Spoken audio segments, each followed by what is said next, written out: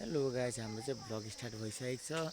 So guys हाम्रो चाहिँ यो हाम्रो चाहिँ भ्लग स्टार्ट भएको छ। अहिले चाहिँ हामी उयो सेवन दाजुको घरमा छौँ।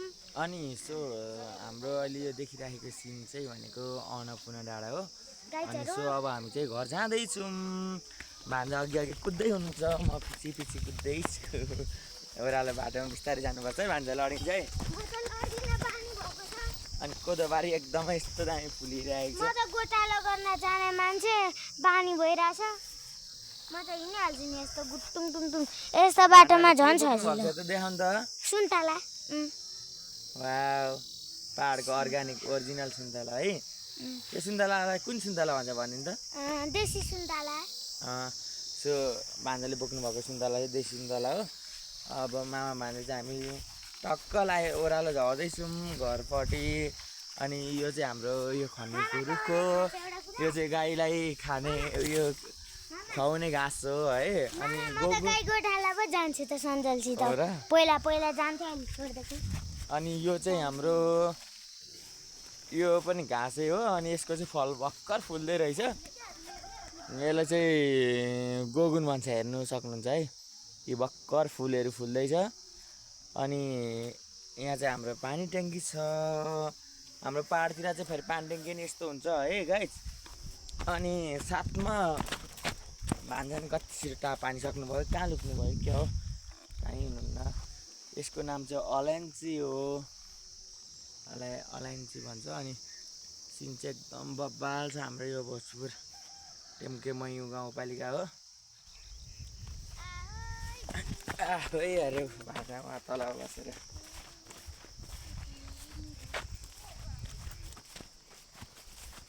बोडी वाउ बोडी यस्तो राम्रो कति पैसा मिली देउछु रे।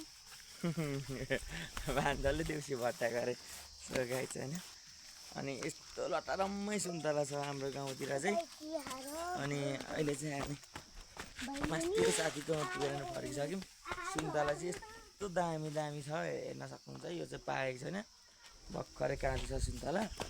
अनि अहिले चाहिँ हामी देवादेमाको गोठमा आइपुग्यौँ। भैँसी डढाएर कागती कोला अनि अनि सो पाडा कति क्युट छ। हेलो पाडा कति क्युट छ। सानो सानो जनावरहरू चाहिँ एकदमै सानोमा एकदमै क्युट हुने। अनि अहिले चाहिँ सुन्तला कुखुराहरू यस्तो दामी छ हाम्रो देवाहरूकोमा। रुख चढ्छ है कुखुरा पनि हाम्रो चाहिँ। फेरि हाम्रोतिर चाहिँ कुखुरा रुख चढ्छ। अनि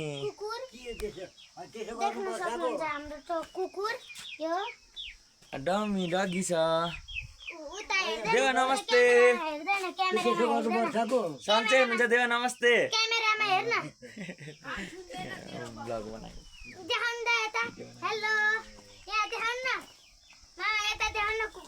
कुकुरलाई नि हेलो गरिदिँदैछ। हेलो, म चाहिँ यहाँ बसेको भन्दै नि। हाम्रो देमा चाहिँ उहाँ पर भर्खर आउनु भएको छ। यहाँबाट हुँदो रहेछ।